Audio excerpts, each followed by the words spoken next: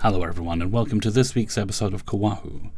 First up we have American Family in Scotland by Championship Just 289.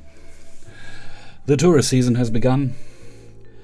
Apologies in advance to any American listeners, so most of you in this case. I know you're not all like this. That said, ask almost any hotel worker in the UK or Europe which nationality causes the most headaches, and Americans will usually be near the top of that list. I work in a recently renovated 4-star hotel in Glasgow city centre. A bit of context first. Our hotel is on a bus and taxi lane. A lot of UK cities have these. It's completely normal here. You can't pull up directly outside the hotel during certain hours. We make this clear on the website, third-party booking sites, and to travel companies. The nearest car park is about a 5 to 10 minute walk away, and we offer discounted parking there. We're also a small hotel. We don't have porters, bellhops, or a concierge. We're always happy to help with luggage if someone genuinely needs assistance. And we're more than happy to help with recommendations, directions, dinner reservations, and local advice. But we're not a 5-star luxury property. And we're not in the USA. So, this family of 4 arrives. Mum and dad in their early 50s, son around 18, daughter around 16. The mother is immediately furious because their private driver couldn't pull up directly outside the hotel. As a result, they had to bring their 14 bags around the corner themselves. Yes, 14. I explained politely that this is simply how the city centre works, that we advertise it clearly, and that it's a local council traffic restriction rather than a hotel policy. Next comes a request for a complimentary upgrade. It's a Saturday night in peak tourist season, we're busy. I knock £10 off the upgrade price for them, explain the room differences, and they decide to pay £80 to upgrade both rooms. My colleague checks them in, and they leave all 14 bags at reception. Despite the rough start, I decide to take the high road, and I'll take the load, and bring the luggage upstairs myself. After what felt like an Olympic weightlifting event, I finally get everything outside their 2 rooms and let them know their bags have arrived. As I'm walking away, I hear the mother complaining that she doesn't like the area. It's a Saturday night in Glasgow city centre in June. People are out drinking and having fun. I'm getting more Scottish, aren't I, the more I read this. The city is extremely safe. About 10 minutes later, the father comes down and tells us they've had a family emergency and need to get to Edinburgh immediately. They probably said Edinburgh. Now, maybe I'm being cynical after years in hospitality, but this family emergency appeared immediately after they'd spent 10 minutes complaining about the location, the traffic restrictions, and generally acting disappointed with the city centre. The timing was convenient. My suspicion is that they simply didn't like the hotel or the area and wanted out, but family emergency sounds a lot better when you're about to ask for a refund, or if you're a witch fighting demons. My colleague arranges taxis. Because of the amount of luggage, they need 2 cabs. I then haul all 14 bags back downstairs in an elevator, thankfully. When the taxis arrive, I even help load every single bag into both vehicles. Just as they're about to leave, the mother asks whether they'll be getting a refund. Fucking refund. I explain that their booking is non-refundable. As a goodwill gesture, we can refund the second night because they won't be using it. She then asks whether they'll be safe travelling in the taxis. At this point, I genuinely had to bite my tongue.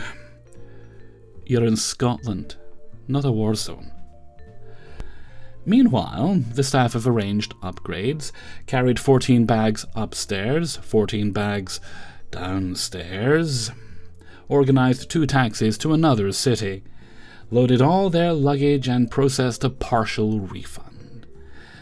The grand total of appreciation we received?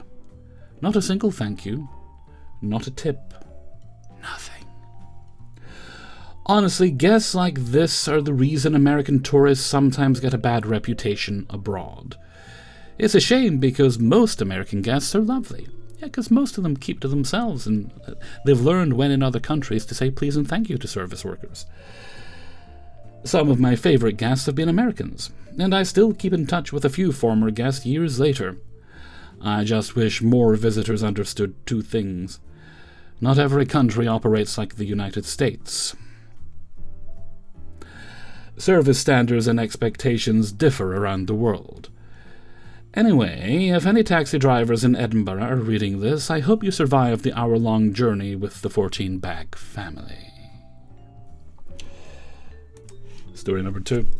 Night Audit Issues by Incredibly Petty X.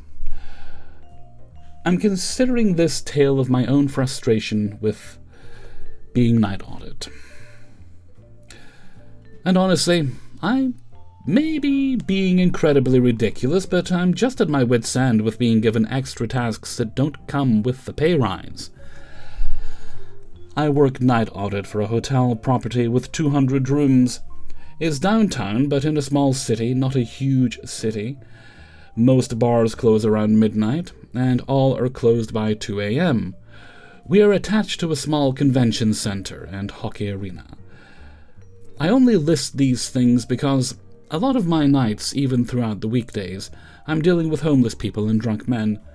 The homeless people I can have security remove if they don't just leave when I ask, but the drunk men, or groups of drunk individuals, often hang out in the lobby. It is policy for them to be there rather than being loud up in the rooms, as long as they're guests. So, we are supposed to help clean up the lobby because the people left wine glasses and beer cans everywhere. Like, obviously no issue with that. I might be talking out of my arsehole here, but is it acceptable for them to drink alcohol in the lobby? I thought they were only allowed to do it in certain areas like the restaurant or the privacy of the room.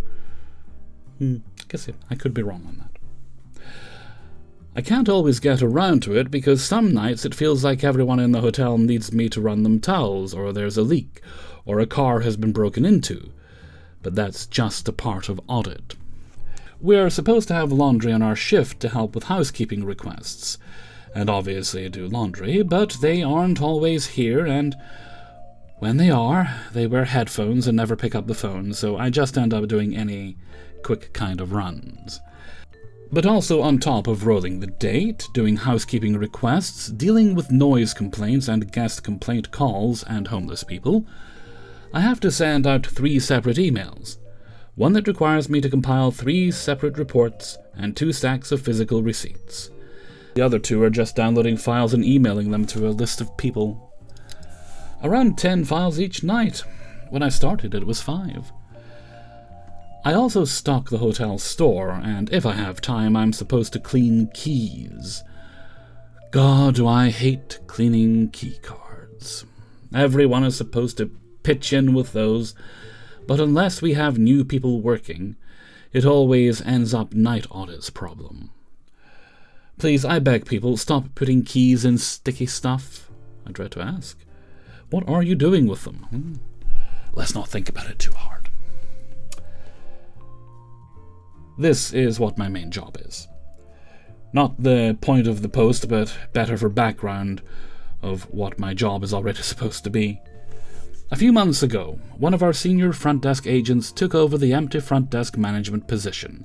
I thought this would be great, but they just keep giving us more tasks to do because I genuinely do not think they grasp that while I have more free time, I am the only one in the hotel besides our one security guard and sometimes someone in laundry.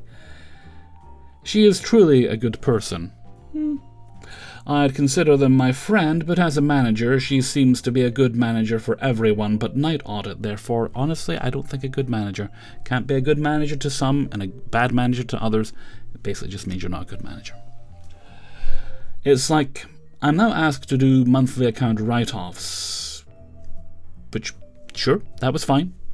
Not my job, but it takes maybe 10 minutes once a month. I also now do all the loyalty points redemption stays, which is a pain, since that does take hours of looking at a spreadsheet and subtracting what we posted to the A&R account from what we're being reimbursed and balancing the account. I was fine with all of that. It wasn't part of my job before, but it's also just something to do when I can. But there has started to be these notes put in passed along specifically for audit. Often one-off tasks, email corporate support about the card reader not working, mop or reminders to make sure to do key cards. A couple of days ago she asked us to make it a part of our daily task list to water the plants outside the entrance. This shouldn't be a big deal, and I couldn't begin to tell you why, but it's just grated my last nerve. The plants are maybe a few steps outside the main entrance, but I just don't feel safe doing it. There aren't cameras there, but there's one inside facing that door from a good 30 to 40 feet away. But you cannot see out the windows at night because they turn into a mirror. So I wouldn't know who was out there until I step outside. And often people I deal with at night are on drugs and say some crazy shit to me. And those interactions don't equal some of the things I get told from drunk and sober men. Our security walkies don't work well.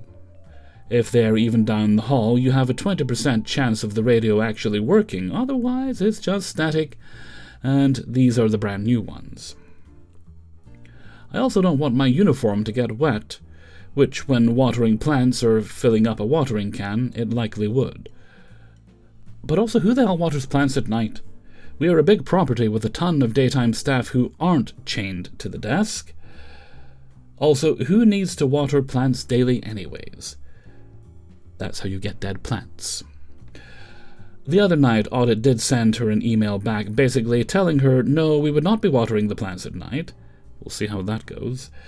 This would be the first time we said no to doing something. Good to test the waters with that, because you are being asked to do a lot of stuff outside the scope of your job, and they'll assume you'll do it to be a team player. Honestly, I'd never tell her this because I don't want her to feel bad. I know she's learning, but I miss my old manager. Well, the thing is, she's not gonna learn if she doesn't get pushback, so it's good that one of your colleagues did send her that message. And a little gentle pushback now and again is good for a manager. A good manager will be receptive to it. A bad manager will tell you to fuck off. A bad manager would tell you to get like a water pistol to water the plants, or maybe water balloons. Which is why I would make a very terrible manager, because I kept thinking, oh, water balloons. But that would be bad. It's just this job used to feel like I had a manager who worked with me. It is nice when that happens, isn't it? I had one of those. Her name was Fiona. She was great.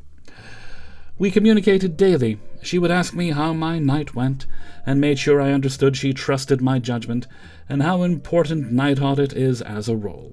We were a team together. Now I feel kind of like a task monkey who is being graded. Way too much context is still missing, and I don't know how to translate more of it into words that will make sense. Was this a translation? Bloody good one for once. Anyways, just needed to get that off my chest. I hope things improve for you soon, I really do. As you say, your manager's new, still finding their feet, but if nobody says anything to them when they're... I am very Scottish today, I don't know what it is. Maybe it's just because I'm grumpy. A neighbour came to the door earlier, complaining about the trees in my back garden again, and to be fair, it's a legitimate complaint, it needs to be addressed. I just hadn't had any sleep, because I'd had a plumber in all day, who did fix one of the problems, but he didn't fix the other problem, so I'm waiting on some other people coming to deal with that. Apparently I get more Scottish when I'm grumpy. I'm like the Hulk, but with accents. Story number 3 is anonymous. Good morning, folks. I figured... right, this is an update I can't tell you who it was, but there was an anonymous post in the previous video. This is a follow-up. You'll know who it is. To start, I really didn't want to come in today, but I'm committed to reporting the chaos to you all, so I bring you information that happened before I even made it in today. The day begins with a regular of ours grabbing a lobby coffee. Mundane, expected. Welcome, even. In walks our charming Ms. Bilfo. I remember I had to stop myself saying Bilko in the last one. Our unfortunate regular, beloved guest greets Bilfo, but that doesn't sit quite right with her, and she seeks out our poor auditor to let her know it's too early and people shouldn't talk to her before clip-clopping her way off elsewhere. As we all know, the fun doesn't stop there. Bilfo is assisted to take her breakfast to her room, but doubles back and grabs drinks from the lobby store. Our ever-vigilant auditor stops her and asks if she grabbed anything, which is confirmed, but she wants them as a courtesy. Nope, not happening, and yet she still walks off with them.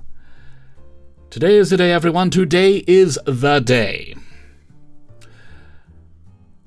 Edit 1.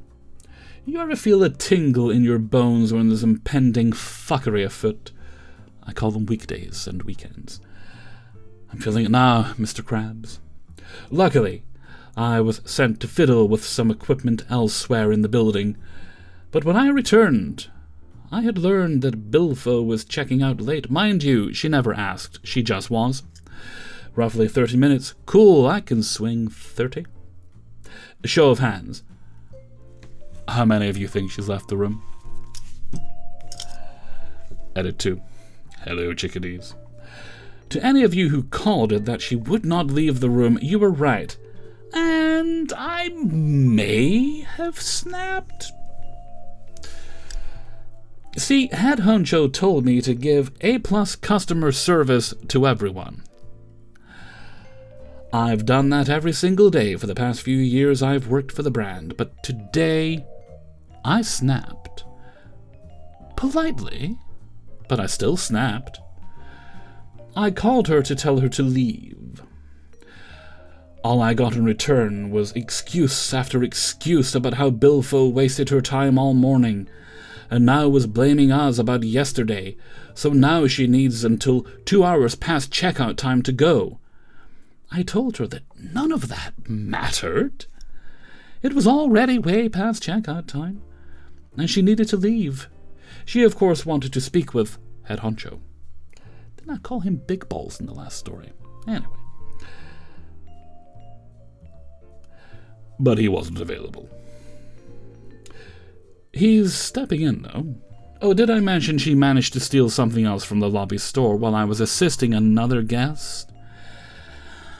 Absolutely insane, this one. Edit 3. Our saga is almost at an end, my friends. After being threatened with some uniformed wee-woos and being told to leave, Biffle finally made her way down before I walked out the door. Luckily, I didn't have to give her my choice of parting words, but she decided to stop by to be rude one last time, ask where I was, and how she didn't like the way the manager spoke to her.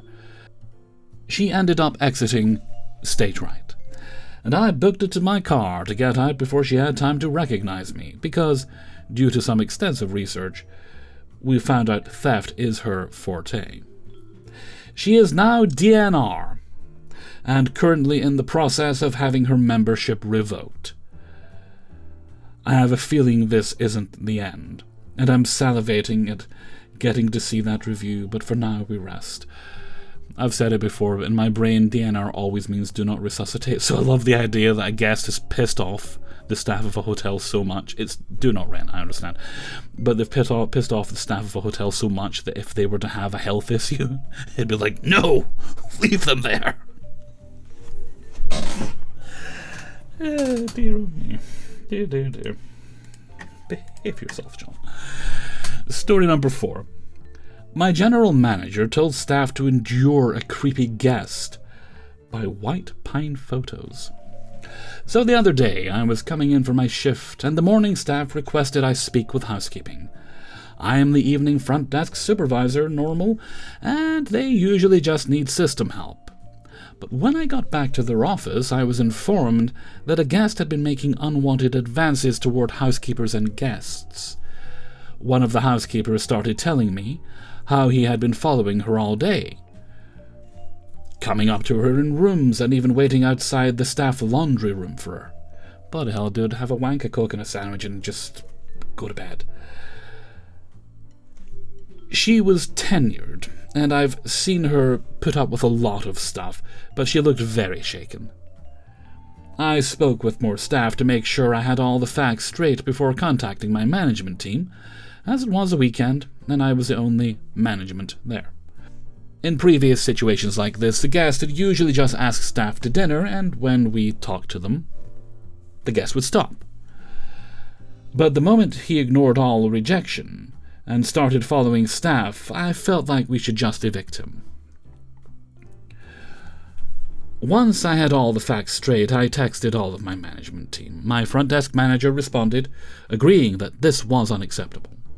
He let me know that he and the group's manager would work towards solving the issue, as he was part of a group stay.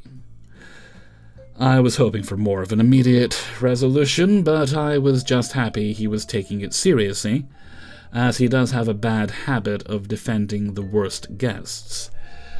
But when I received a response from my GM, my jaw hit the floor. To sum it up, she said, "Don't do anything right now. The staff will have to endure till Monday." I was livid, as this would endanger the staff and guests for 2 days. I hope that response was in writing. My GM has put profit before staff and guests many times before, but this time it really crossed a line for me. And if a guest is getting harassed and decides to sue, or even a member of staff, hopefully there's a paper trail that your boss was aware of it, chose not to deal with it. I sent another text to tell her how strongly I felt about evicting in a professional but firm way, and I never received a response. I worked the rest of my shift to the best of my ability, trying not to let it get to me. Eventually my shift ended, and I went on my days off. I took some solace in the fact that the guest was checking out Monday anyway, and we'd be rid of him. On Sunday, I kept updated with the staff on shift. He continued his behavior, but the staff stayed as clear from him as they could. Later that night, one of the staff texted me, letting me know that the guest was in the pool harassing and mocking kids about their bodies. The staff member informed the GM, who only responded with, "Thanks for letting me know." This one fueled my frustration, but I reminded myself that he was checking out the next day. Now today is Monday, and I receive a phone call from a staff member. Not only has the management team done nothing, but he has extended for another month, and I'm livid again. My GM is insisting that talking to him will stop the behavior, but I disagree. He's already been strongly informed to stop, and he has only continued. I feel crazy at this point, honestly. It feels like nothing I do can protect the staff. Really, just go over your boss's head, whoever is above them. This is a serious issue. It's a safety issue.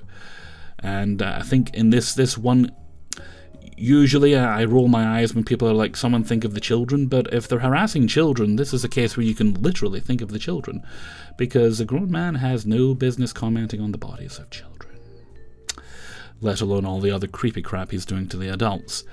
Nope, get him out, DNR him, all that sort of thing. I mean, I've got to wonder, well, obviously, if you did kick him out yourself, you'd probably get in trouble for that. But definitely go above their heads. And hey, if there's a weird, creepy man harassing children, maybe an anonymous call to the cops would be in order. Just saying, they don't have to know it came from you. Story number 5. But I'm an influencer. I work as a night auditor. This is by Rodante. I work as a night auditor for a boutique hotel. We're a standalone property, and the hotel is aimed at more luxury-level guests. The hotel is designed very beautifully and aesthetically, so much so that almost all corners of the hotel is a potential background for a photo op. On top of being the night auditor, I have also been given access to the hotel's social media accounts to ensure swift responses to DMs inquiring about the hotel. But the owners of the hotel do not care for influencers at all, rightfully so in my opinion, mine too. This scourge of the internet. We do not do collaborations. We do not have an influencer-only rate. It should be double. This does not stop them from asking, though, or getting sassy with us when they realize their influencer special rate is just 5% trimmed off our rack rate. No trimmings, no. This is all fine and dandy. Not fine, but still par for the course. But the thing that really gets my heckles up are the ones who are not even bothering to book a room, but still want a photo shoot at the hotel. There are different types of these, ones that are travel bloggers, ones that give reviews of local spots, and ones that run an online clothing boutique out of their Instagram account, which is the worst type. They come over with like 7 luggages for an overnight stay. Some of these influencers even include drone shots in their proposal.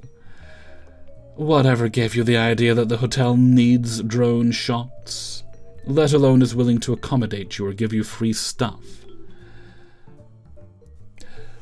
But the worst offenders, in my opinion, are the ones that don't even bother to ask. The hotel has a restaurant, and for some unknown reason, these people assume that eating at the restaurant should grant them unfettered access to all areas of the hotel to hold their impromptu editorial photo shoot. Last season, I had to kick out so many people, telling them this is a hotel, not a photo studio, and the hotel guests are entitled to their privacy.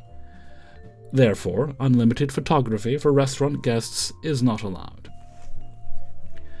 This season, the management made the wise decision to block off access to the hotel from the restaurant during dinner service. The restaurant serves dinner only, and has a separate entrance as well. Do you want to guess what's happening now? We're getting review bombed because these poor influencers were denied access to the hotel's guests-only areas, even though that was the only reason they made a reservation at the restaurant. Let me reiterate that. The reason they made a reservation at the restaurant was not to eat and enjoy their dinner at the restaurant, but because they thought reserving a table at the restaurant granted them an all-access areas card for the hotel. Somebody save me. Let your warm hands break right through. Somebody save me. Oh, that's the end of the video. Right. Well, big thanks to everyone who allowed me to use their stories. Very much appreciated. It was also nice to get an update. We don't often get updates, so that was very, very nice. I usually say things after this, after I thank people. Come on, brain, work. It's been a busy day. Hopefully I sleep well tonight. Thanks for letting me use your stories. I have a YouTube channel. If you'd like to support the channel, this one, you can sign up for my Patreon page, which is linked in the description. $1 or more a month gets you early access to all the videos at once on Monday. I mean, if you don't support me on Patreon, you still get access to the videos, just one a day through the week. So, yeah, it's just there if you want them all at once. And it helps the channel. There's also my merchandise store, which is over on Teespring. Since they've started behaving themselves, we'll just leave it there for now. And my Discord server is also linked. That's free to join. It's the only thing you need to pay for is a Patreon. Discord server, Threads account. I have other social media, Instagram. I don't think that's linked, but if you find the Threads, you can probably get to the other one. And let me think what else. My email is kingofthecities@gmail.com if you need to contact me for a shout out, to send in a story, or if you have any business inquiries. I've yet to have any legitimate business inquiries, but I live in hope. I don't live for it, because I'd be waiting a long time, but I live in hope. One day, one day. Probably when I semi-retire from YouTube and I'm doing fewer videos, then the numbers will go up. I'll be the next Poopy Pie or something. Okay, that brings us to the end of today's video. Oh, I learned about an awful... You know what? We'll save that for another video. That brings us to the end of today's video. I was going to talk about LARP tubers, but we'll talk about that in the next video. So until next time, thank you very much for watching, and take very good care of yourselves.